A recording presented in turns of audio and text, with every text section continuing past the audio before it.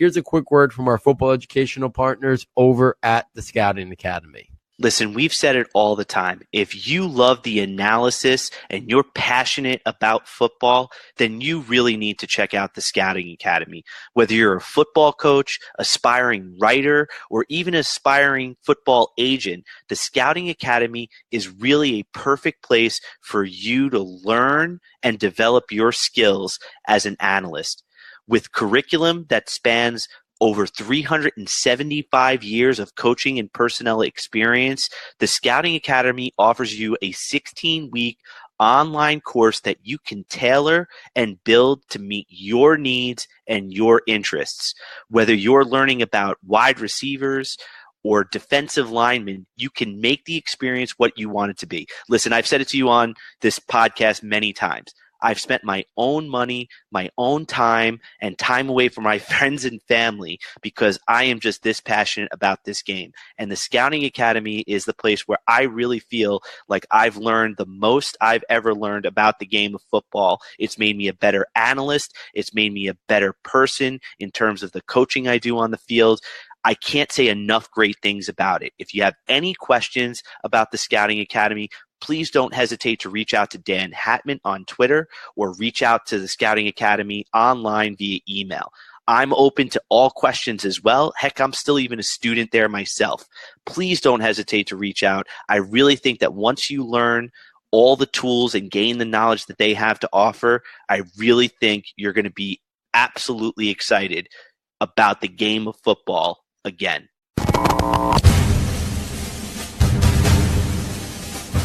This is the Saturday to Sunday Football Podcast. This is where it all counts. This is why we're here.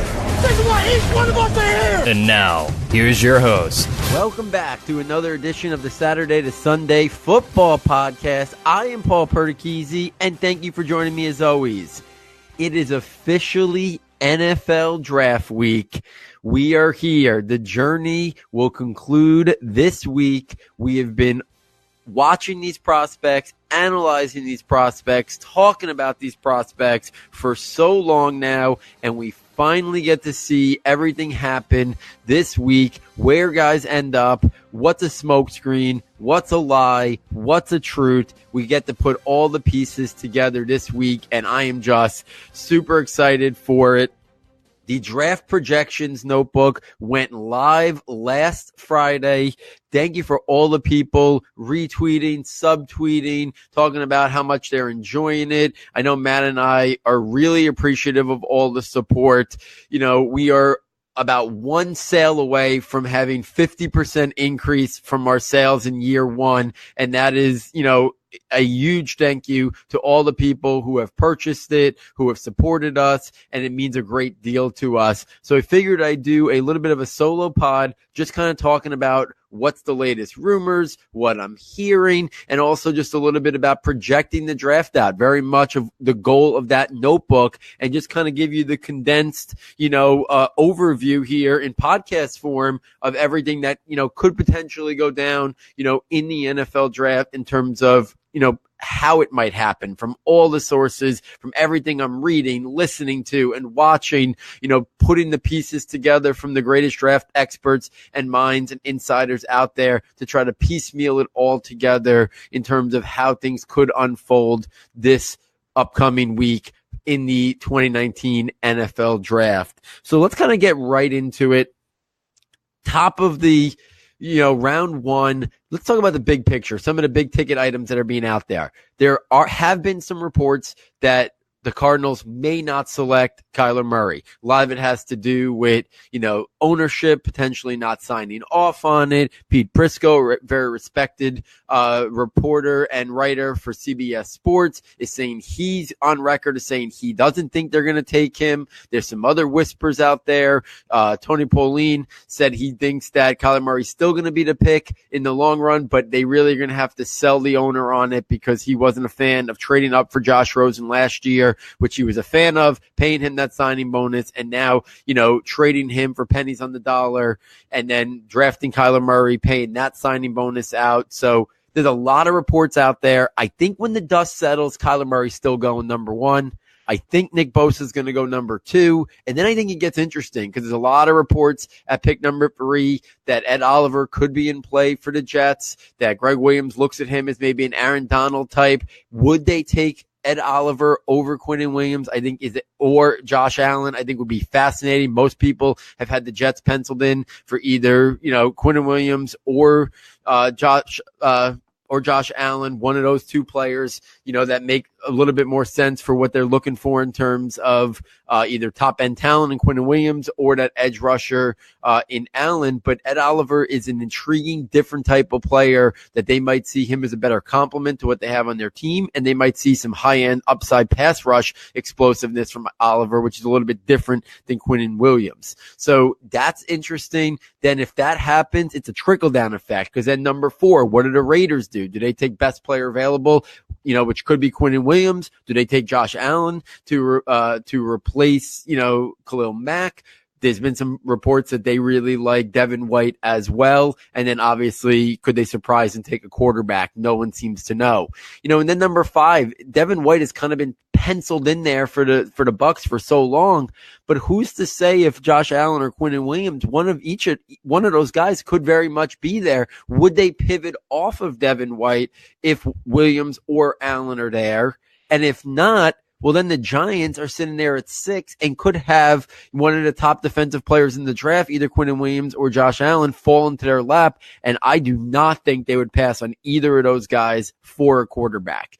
Maybe they would pivot to a different position, like quarterback. If one of those guys isn't there, maybe they're not sold on Ed Oliver. I think he would be the pick if things stayed more traditional and it went more Murray, Bosa, Quinnen Williams, Josh Allen, Devin White. I think Oliver could be the pick for the Giants. I think maybe there's smoke screen and it could be a quarterback, but I'm not sure about that. Also, it seems to be some late buzz around Christian Wilkins, the defensive tackle and one of the leaders from that Clemson defense. I know he's a guy that Dane Brugler has him as his 8th overall prospect.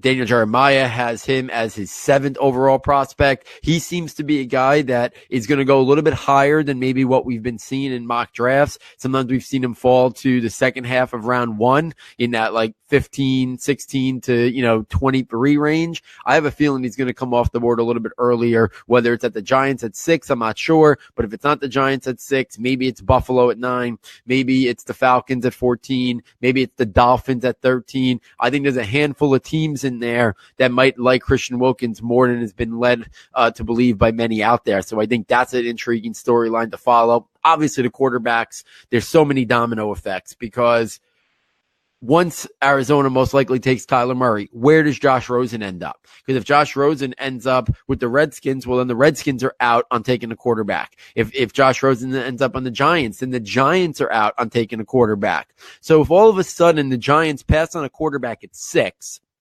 and then, I think the Broncos are intriguing. I don't think it's a foregone conclusion that they're taking a quarterback this year. So if by chance they don't take a quarterback, well, then I think Cincinnati's strongly in play for Haskins. And maybe Haskins goes there at 11 to the Bengals.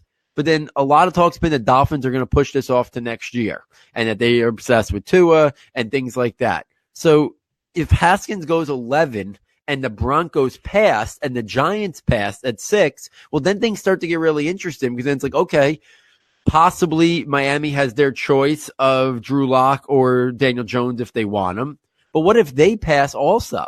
Because if they pass also, well, then all of a sudden, if the Redskins were the team that wins the Josh Rosen sweepstakes, all of a sudden the Giants could be sitting there at 17 and they could have 1 or 2 guys potentially fall into their lap if they, there's rumors that they like Daniel Jones. There's rumors by Jordan Raanan that they like Drew Lock as their top quarterback. So I think it's a fascinating, turn of events that if the Giants pass on 6, if the Broncos pass on 6, we might not see the second quarterback taken to Dwayne Haskins at 11 to Cincinnati. And then I think it's up for grabs, because I'm not sure Miami takes a quarterback this year.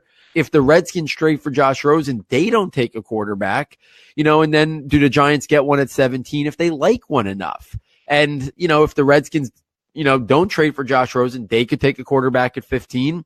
Like I already said, the Broncos could potentially at 10. So there's a scenario that 4 quarterbacks come off the board in the top 15 picks. That's not impossible, with Murray going 1, even if the Broncos take a quarterback, and then you're talking about the Bengals potentially, and then the Dolphins and the Redskins there, and the Giants in the mix at 6, even though I don't think they're leaning quarterback there.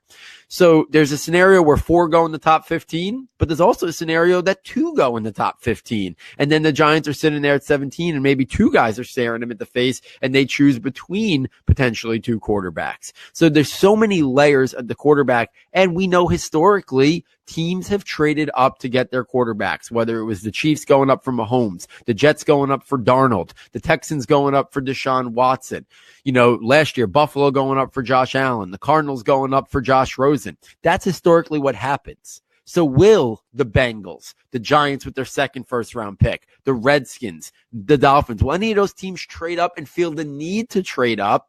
Or will there be a team from the late first round, the Patriots, the Chargers?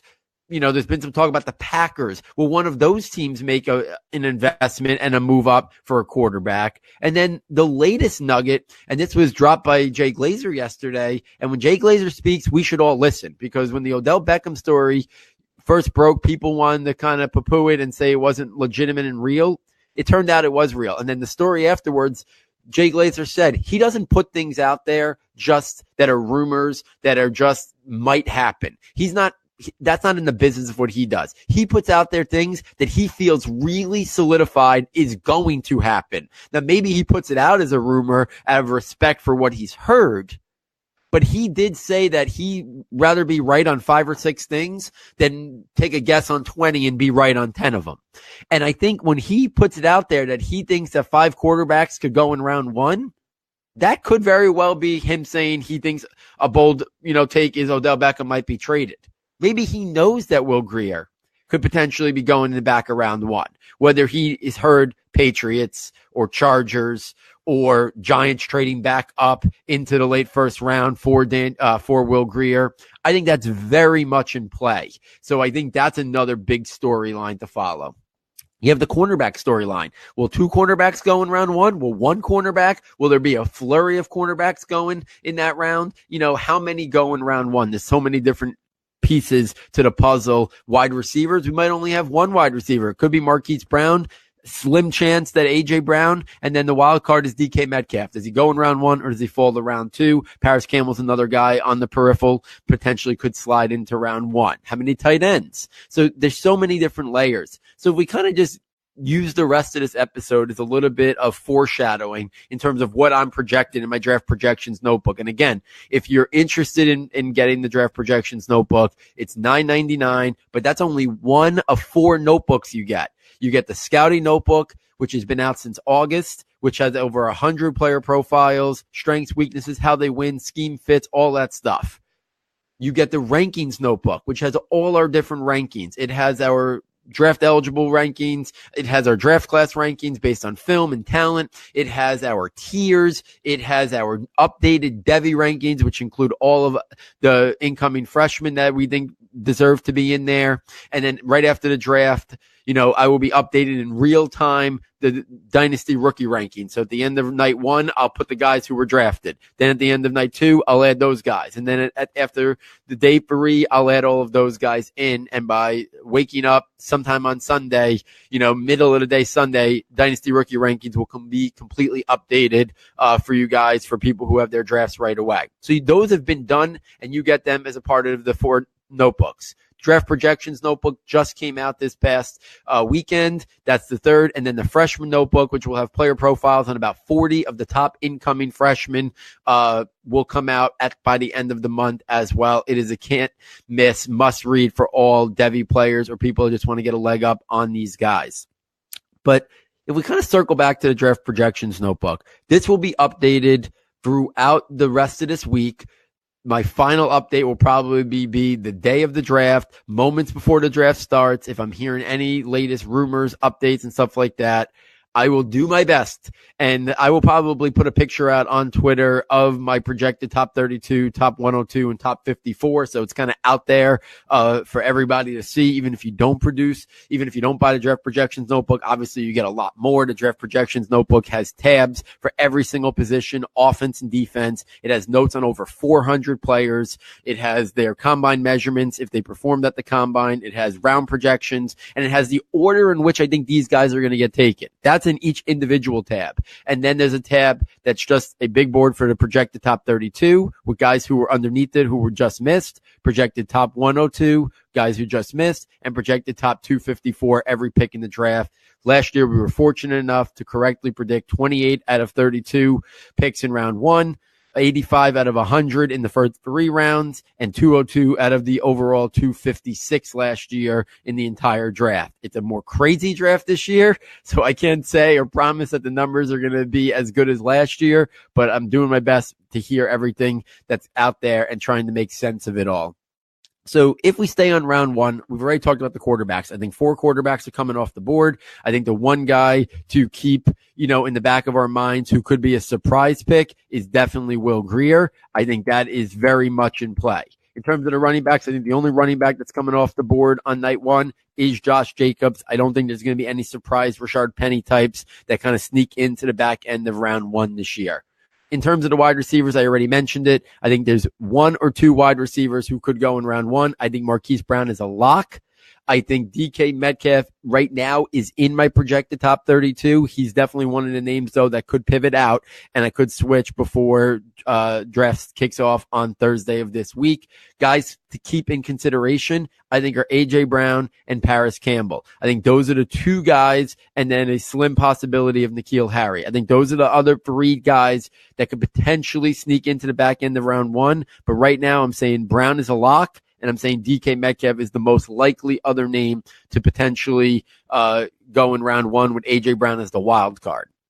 Tight ends. I think TJ Hawkinson and Noah Fant are locks. I think TJ Hawkinson's going top 10. I've been circling the Jaguars, the Lions, and the Bills. That 7, 8, 9 stretch, I don't think Hawkinson gets past that 3 picks. I think he goes in one of those 3 selections to one of those teams. Noah Fant. I think a team to watch on Noah Fant is either the Green Bay Packers at 12 or 30 or the Oakland Raiders with their 2 picks in the 20s of this first round as well. Irv Smith's the wild card. He sits right out of my projected top 32 right now, but everything I've been hearing and seeing over the last couple days is right now he's the name that I think I'm going to move into my projected top 32. Whether he replaces DK Metcalf or another guy yet, I haven't decided. But if you're someone that has the notebooks, or if not, when I put a picture out of this right before the draft kicks off on Thursday night, there's a strong likelihood that Irv Smith is going to be in my projected top 32. I think he's too talented.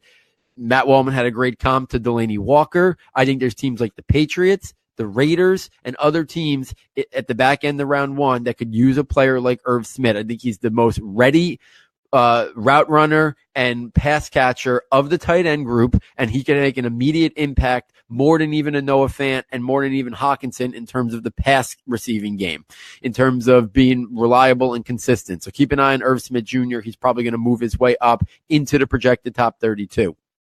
Offensive line. Right now I have 7 names going in round one. That's Jawan Taylor, Jonah Williams, Andre Dillard, Cody Ford, Garrett Bradbury, Chris Lidstrom, and then Caleb McGarry. I feel really confident that Taylor, Williams, and Dillard are going to be the first 3 offensive linemen off the board.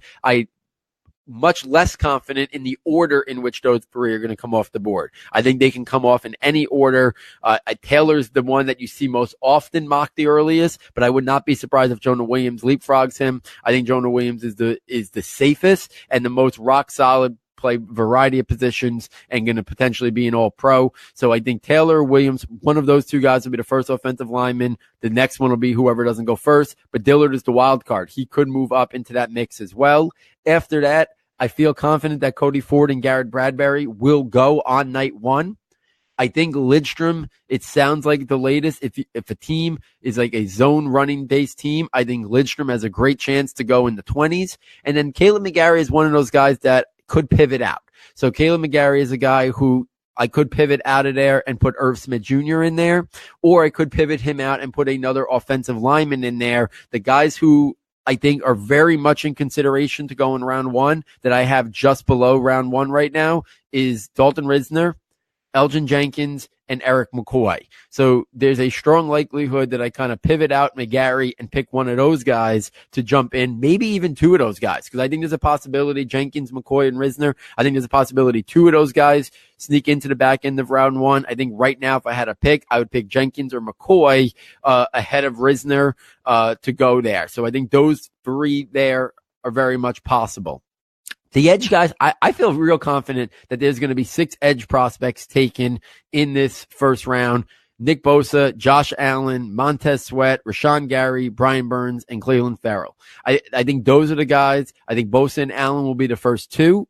I think the next 4, there's a lot of ways they can go. Sweat's got some medical issues. Gary's got some questions about him. Burns, there's debate about whether or not he can play the run and hold up physically. And then Farrell has kind of been lost in the shuffle, and I think he deserves more credit. I honestly think all 6 of those guys go in the top 20 picks in the NFL draft, but then I don't think we see any other edge rushers, defensive ends go in round 1. I don't even have anybody in my just miss section. I think there's a clear tier distinction after those top 6 guys before we start getting into the next tier of the Jalen Fergusons of the world, the Zach Allens of the world, and stuff like that. I think there is a little bit of a break before we see, LJ Collar, DeAndre Walker. I think there's a little bit of a gap before we get to that tier next. So that's kind of what's going on in the edge position.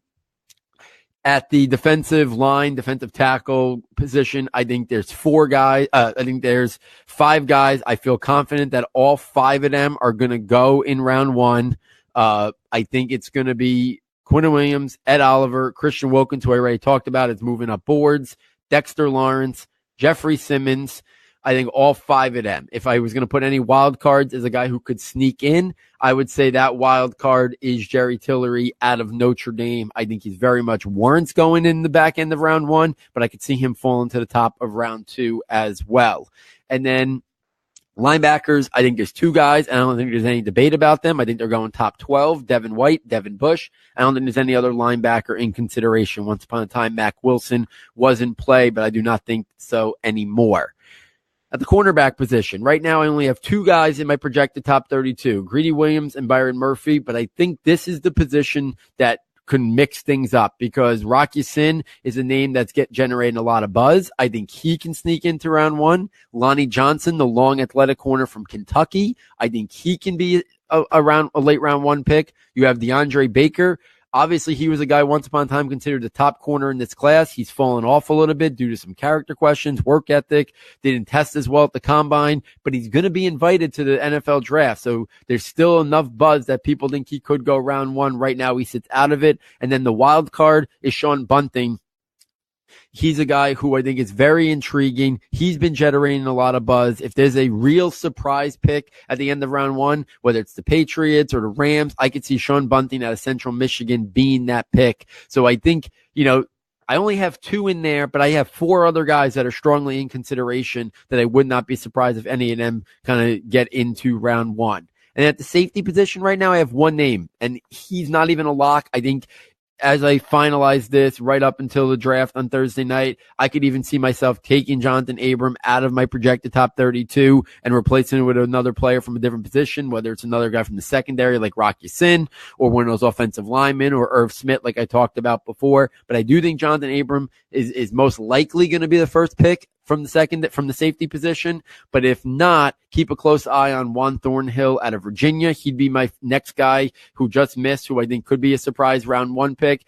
If not him, Darnell Savage is another guy rising up draft boards, could be a surprise late round 1 pick, but I think he's probably going to be a guy who goes in the top 10 to 12 picks in round 2. And then Taylor Rapp. For a long time, he was considered a round 1 lock, but he's kind of fallen down a little bit.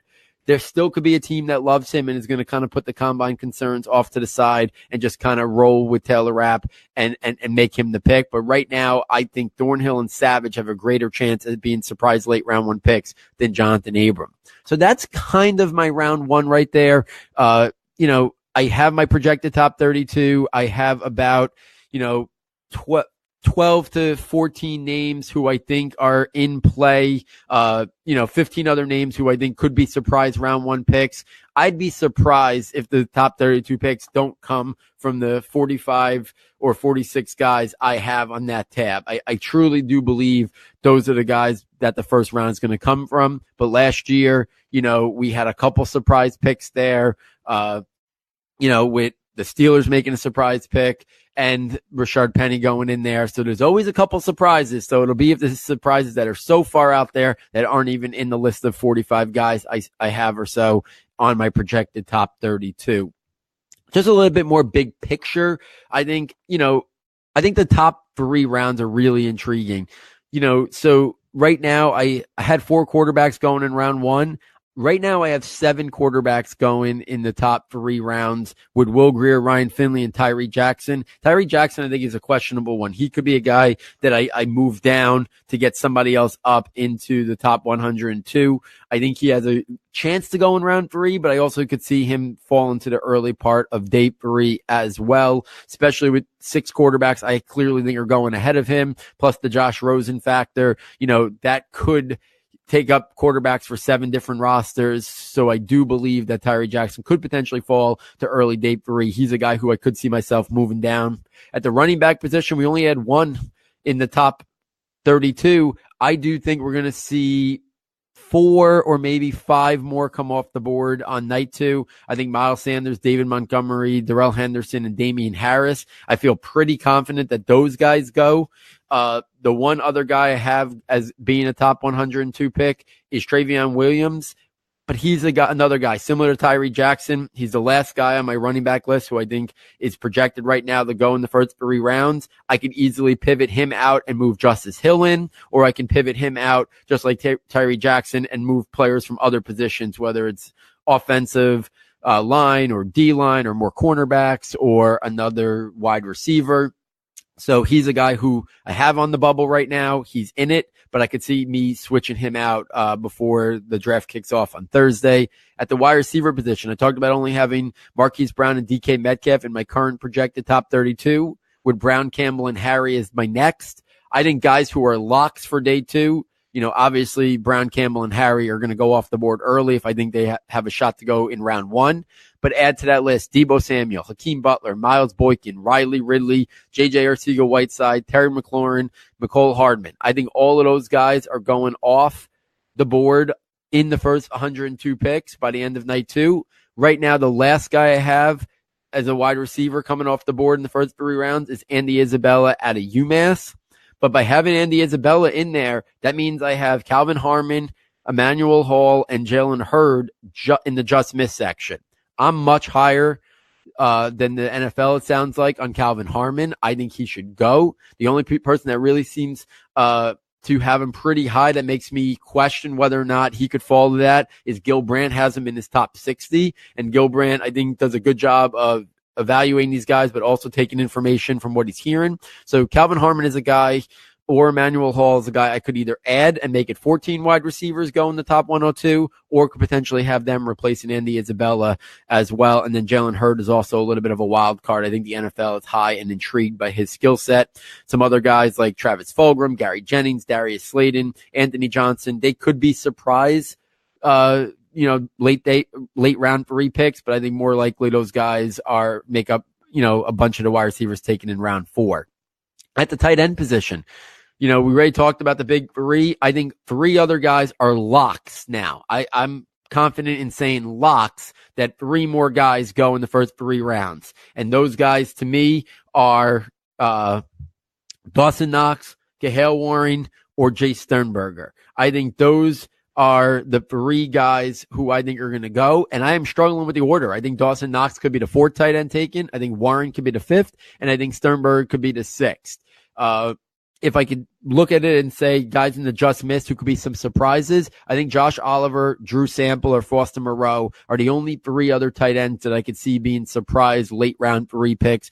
Now, remember last year we had Jordan Akins, which came a little bit off the reservation. So could there be another guy, an Alze Mack, somebody still believing in Isaac Nauta, Caleb Wilson? Sure. But I think if there's a 7 tight end taken, I think it's either going to be Josh Oliver, Drew Sample, or Foster Moreau. But I think those guys are right now early day 3 picks. With Oliver being my best guess. If somebody was to leapfrog in, it would be Oliver, followed by Sample or Moreau. Right now, I'm not going to go through. I have 18 offensive linemen going in the first 102 picks, but I think there's even some guys below. I have Mike Jordan out of Ohio State, Bobby Evans out of Oklahoma, Drew Samia. I have a lot of guys, 3 guys there that could push it to either 19, 20, or 21 offensive line prospects that could potentially go in the first 3 rounds. Really deep class there. We already talked about how many could potentially go in round 1 and how many were on the just miss section. In terms of defensive end or edge, I already talked about the 6 guys who I think are going to go in round 1. I think after that, you're looking at guys like Jalen Ferguson, Zach Allen, LJ Collar, DeAndre Walker, Chase Winovich, and then Christian Miller is the guy who is my last edge guy who I think could go in the top 3 rounds. He's got some major medicals, but I could see him intriguing NFL teams. He'd be a guy I feel pretty confident someone's going to take a gamble on late in round 3. And then also Anthony Nelson out of Iowa. He's another guy, really intriguing guys. Anthony Nelson, LJ Collier, Zach Allen. You might see those guys on some defensive line boards because I think I don't think they're guys who are going to be traditional edge rushers in like a 3-4, but they're definitely defensive ends probably at the next level. Maybe they occasionally kick inside, but you might see those guys based on their size, physicality, and play style. Collier, Zach Allen, or Anthony Nelson could be guys that are more classified as D-line/D tackle if they kind of put those together. Right now, I think I'm going to pivot and have them all under the defensive end/edge section. I think all of those guys, so I think 13 guys are going to go off the board from the defensive end edge with a couple guys, waiting in the wings, Austin Bryan, Ja'Kai Polite. And then a big wild card who might be moving up for me to make it potentially 14 guys is Ben Bagano out of TCU. He could be another guy who I think is moving up the boards and could be a surprise top 102 pick. So when I talked before, if I pivot and take Tyree Jackson out or Travion Williams out of the first 3 rounds, a guy like Banagu could be a guy who definitely moves into consideration and moves up above the just miss cut line on my projections. So keep an eye on that. Defensive tackle/D line. I think there's going to be about 11 or 12 locks with potentially for more. The final few guys I have are Rennell Wren, Joe Jackson, Gerald Willis, and Kalen Saunders. I think those guys all could go in the first 3 rounds, but there's a lot of guys I have underneath that could easily go in that area. Kingsley Keke, Charles Omenihu, Dalen Mack, all of those guys are guys that could potentially go in the top 3 rounds. Omenihu is another guy that could be, for some people, lined up as a defensive end/edge player as well. In terms of the linebackers, I mentioned I only have 2 in terms of round 1 guys. I think there could be a couple more that go off the board, though. On day 2, Mack Wilson, I think, is a lock. And then if I had to say, right now I have 2 others, Voshan Joseph and Johani Tavai out of Hawaii. Those are the only other 2 that I have going off the board for a total of 5. But at the same time, keep an eye on Jermaine Pratt, David Long, Bobby Oruikwe, Tavion Coney. Those are some other guys that could be surprise round 3 picks and sneak into this.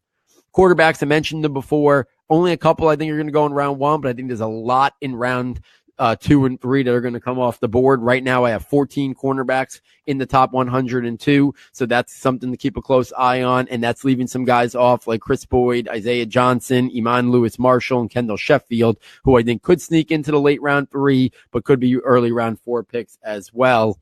And then the safety position, I mentioned I only had Abram in round 1 with Thornhill, Savage, and Rapp as potential round 1 guys who could sneak in. Some guys on day 2, Chauncey Gardner-Johnson, Deontay Thompson, Nasir Adderley, and Amani Hooker.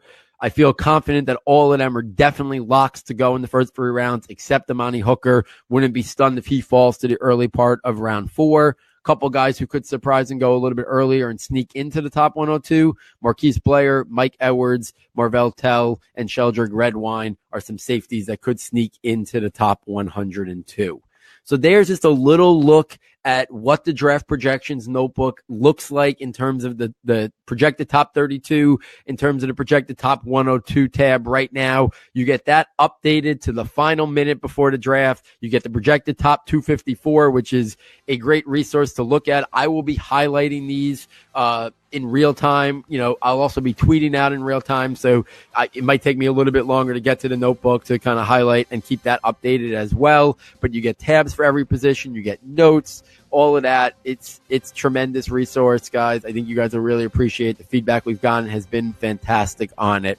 So it's a great thing. Check it out. I know Matt and I greatly appreciate and support it. And Matt always calls it the TV guide for the NFL draft, a great resource to have open at all times while you're watching the NFL draft. And like I said, we'll continue to update it from now up until the draft is ready to kick off. I will put out there in an image on my Twitter handle my projected top 32, top 102, and top 54. Because once the draft kicks off, obviously there'll be no more edits, and then we'll see how the chips fall and how many we were correctly able to predict. So there it is, guys. Hope you enjoyed this, kind of just recapping what the draft projections notebook looks right now, what it entails. If you're listening to this and you haven't checked out the notebooks, guys, please do. I do think you will really be impressed with all the information and content in there. A lot of positive feedback on social media this week from people like Matt Williamson, Sigmund Bloom, Mark Schofield, so many other guys.